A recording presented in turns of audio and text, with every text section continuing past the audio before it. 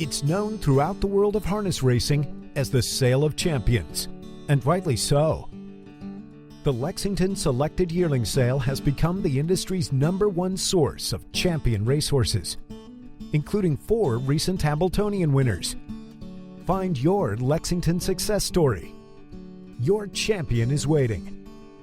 Join us in Lexington this fall, October 1st through the 5th. Looking for success in racing? It all starts here with Preferred Equine Marketing. Most of us know they're the sport's #1 seller at the yearling and mixed sales. But do you know that Preferred Equine also offers private sales, stallion syndications, consulting, and appraisals? Start winning. Start with Preferred.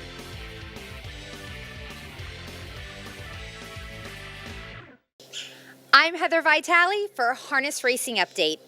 Peter Wrenn has won multiple titles at multiple tracks and recently entered a very elite club with 10,000 victories.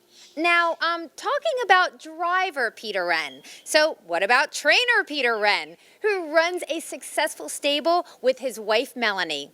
Well, we got to talk with both Peters in this segment of Twos in Training.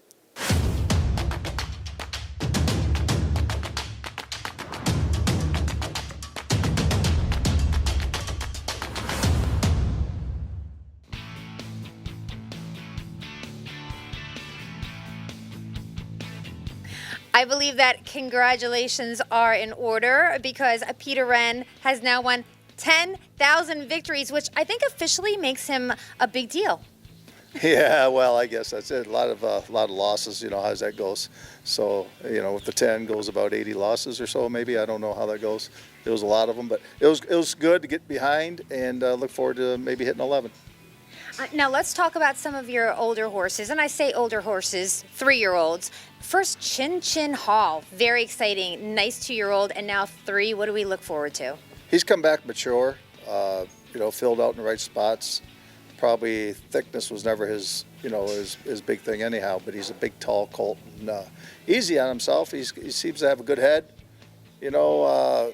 He really did it. He was a nice surprise last year, but he did train good. But you never know how far they go, and he didn't get started till late, and it wasn't on purpose. He had an issue that we had to deal with in the summer. So, for him to do what he did showed that he's got a chance to be a nice horse. So he's a trotter. Let's talk about Pacer now. Out Loud. Yeah, they train together a lot. They're looking in May. Both of them to qualify around May, a few times. So they're on the same schedule, and they do a lot of training together. He was a high-end stakes colt in the sire stakes, but in order to be a high-end stakes colt, you almost could be almost Grand Circuit style, that kind of style horse. So, he could play with him. He went a couple times, 51, like a nice horse last year, and he got a little bit sick, probably at the wrong time, but he bounced back, raced real respectable in the final, put together maybe 150 or so. Dana owns and he's a great owner, so he does everything that needs to be done to the horse, so he's got a great chance going in. Howard Taylor owns a piece of him, another same way, good owners, usually, just like Chin, with Dave McDuffie and Gene at that time owned him.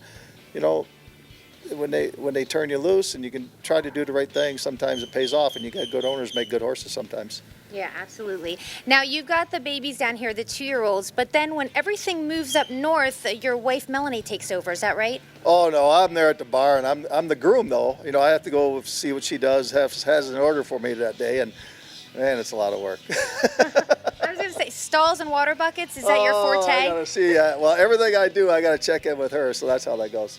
All right, well, we are going to talk about the 2-year-olds that are here in beautiful South Florida. We'll start out with, speaking of Melanie, let's talk about odds on Melanie.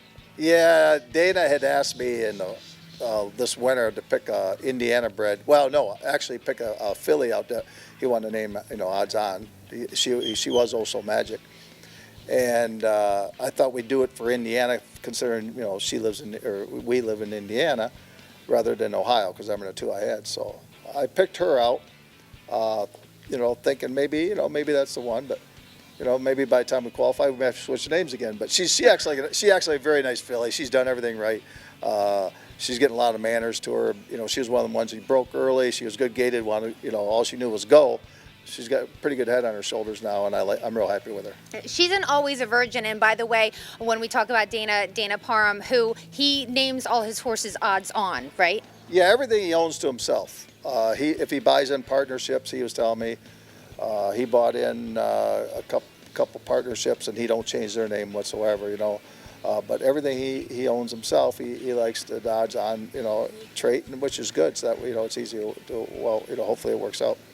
How about Skipping Stone, who's a pet rock, and actually a $75,000 Harrisburg purchase? Yeah, he was about as pretty as they got. I mean, there was a lot of lookers at him at Harrisburg. You know, just his appearance, I think, sold himself by all means. You know, and naturally we haven't vetted out like a lot of them. He vetted out great. And, you know, and we knew he was kind of a high-end colt. You know, it's funny, them sire stake programs, it costs a lot to buy a horse, you know, at the high end.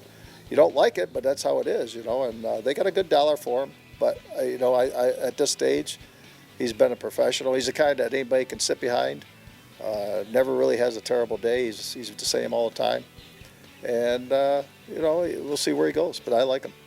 How about the Rockin image odds on Osiris, who Osiris, obviously named for the Egyptian lord of the underworld. I mean, everybody knows that. Oh, there we go. Yeah, I guess, I forgot to bring that up.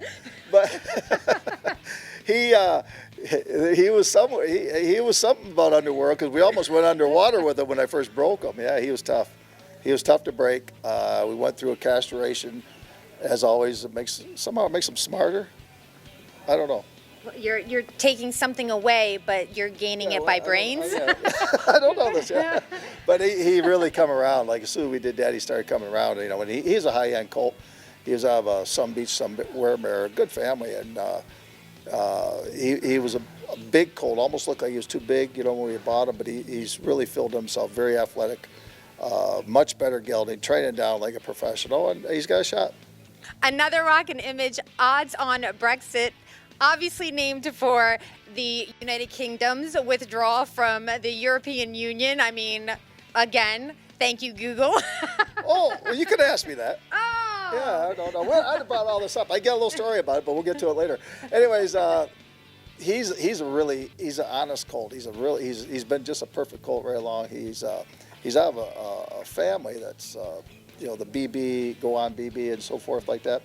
And his mother was just a good little mare. She was by always a virgin, so he's all the way Indiana, you know, and not a flashy looking, just a plain looking individual, you know, and so forth. But he's really grown in himself, and he's honest. He's probably going to be a nice horse, hopefully a top horse. But you never know which direction that goes. But he's honest as they come. He's fun. How about odds on Volatility? Yeah, well, you know, she's a nice filly. I mean, she great gated. She's a Tellitlikeitis. She's one of them ones he broke that you thought was real fancy. Little green maybe on the lead, but quick enough gated, quick enough speed, and them Tellitlikeitis, the fillies, colts, it don't matter. You know, they come out of the box pretty strong. So I think she's got a good chance to go where she needs to be, and we'll find out, you know, how she ends up. What about the Yankee Cruiser odds on Greenville? She's been kind of my favorite. That was one I was going to name maybe Melanie, but her being Ohio, and she's a very strong. She was a $70-some thousand purchase, you know, and in Ohio, she's a Yankee Cruiser. She's pretty to look at. She's out of, you know, the Silk Purse family. It's just constant, you know, winners, a lot of speed, a lot of endurance. We actually, the other day, it was my fault. I moved to the lead late with her, and we went a little faster than we wanted to. So, like everybody, you're concerned about it. But she got stronger. She came out of that stronger, which is a good thing. I mean, she's got a lot of depth to her, you know, good heart girth, and she's pretty, and she's almost a little bit, you know, bitchy, but good about it. It's a good way. So I think she's got a good chance. I like her a lot. I like a man who says a woman is bitchy in a good way. Okay, that's always a good thing. All right, we've talked well, maybe a fun way. Maybe it's bitchy in a fun way. All right. We talked about some pacers. We're gonna head to the trotters now. Guinevere Hall. Guinevere, yeah. Guinevere. Guinevere, I believe it is, right? Is that pronounced Guinevere? I believe it is. Guinevere, okay. And we picked her up at Lexington. She came from the Levitt, Walnut Hall, naturally, and they raise a nice horse. So, and with Chin being a cash, we looked at her, and I liked her, but the mother hasn't produced anything. She's a Lindy Lane, and she hasn't produced nothing. She's had 3-4 foals, and they hadn't hardly hit the races. So I didn't know anything about it till after we had already bought her. But it's good maternal, great maternal family. Come to find out, her brother was Groton Hall, and he ended up being a sire there in Kentucky. Produced a lot of stakes winners. And talking to Freddie and so forth afterwards, he said he was a good horse, and she's training down like a professional. I mean, there again, she's got the gait, she's quick enough, and them kind of always train down good. And you have a Trixton who is $260 grand. Queentrix. Oh, surprise! I didn't write that check. Yeah. What do you like about Queentrix? She's the poor girl, when we bought her, she had an OCD, no big deal, we knew going in. We had to take it out, and she had an issue. So you're concerned when you buy something like that and something similar happens, like, oh no. So she was behind for a long time. I didn't bring her in until January, first week of January, hadn't been broke. And she, meanwhile, she had 2 months of issues, so it's tough. So she's behind, which is fine. And these last 2 weeks, the leg switch has gone on. She's gotten stronger. She's beautiful. She's great gaited. But even though she's caught up, if she makes it, I'm not starting her till September. So we'll see where she's at, even though she's ready to go. That's the plan. So, but plans are always never wrote out like they should be, are they? I don't know how that goes sometimes. Sometimes you make that plan and it's up to the horse. So we'll see how this goes, yeah. That's why there's plan A, plan B, C, D, and Q. So especially in horse racing. Yeah. You've been coming down here for quite a lot of years, haven't you? Yeah, well, when I was younger, I was here all the time. And got my apprentice here and went a lot of races, and so forth. And then I stayed home for a long time also. And then the last 5 or 6 years I've been coming back down with young horses, come to Sunshine Meadows, and it's been a good thing because a lot of great owners come out of this area, and I met a lot of nice people, and it's been fun. I enjoy it, and it's a great place to train. I mean, you can give them more time. You maybe not, the end result may be the same or worse or better, but you can really be patient. That goes a long ways. Yeah, I was going to say, if you're up north, is it more of a disadvantage? I mean, do you have an advantage if you are training here in Florida? Are you asking me or the horse? Me? Or do you come for the weather? Well, we spend, as you know, we spend a lot of time on the track with these things, daily. So, we may be out there a lot walking, a lot turning, a lot of, you do your trips, and when it's 5 degrees or 10 degrees, you may not be doing quite that. Whether it works or not, I don't know. But they're going to be mannered when they leave here, that's for sure. So I don't know. It's a good thing. You take your time with them. Well, I'm having a great time, and I'm only here for like a week, so I'm loving it. You know what? I got to say congratulations one more time. 10,000 victories. That's really impressive. So, yeah, way to go. Yeah, I know. It's a nice number, but how about, it won't be long. What am I, in the top 12 or something? But I'm going to be way down there. These guys, they're winning a lot of races, and hats off to them. I hope they keep it up. I hope I beat them. If I'm not in with them, they can keep winning. That's all. I'll see you in the winner's circle plenty this year, though. Right. Thanks, Pete. Thanks, Heather. I'm so glad you joined me for this edition of Twos in Training, and thanks again to Peter for being on the show. I'm Heather Vitale for Harness Racing Update. Harness Racing Update is the sport's most comprehensive and trusted news source and the fastest growing publication in the game. HRU has you covered with award-winning features and commentary from some of the sport's best writers. Stellar photography, race news, results, entries, handicapping, and video replays. The industry's most comprehensive sales results and Harness Racing's best reader feedback section. And it's all delivered free of charge to your email box multiple times each week. See why HRU is the most trusted news source of the sport's most important people from all facets of the industry.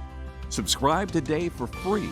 To subscribe, just go to harnessracingupdate.com and then click subscribe for free.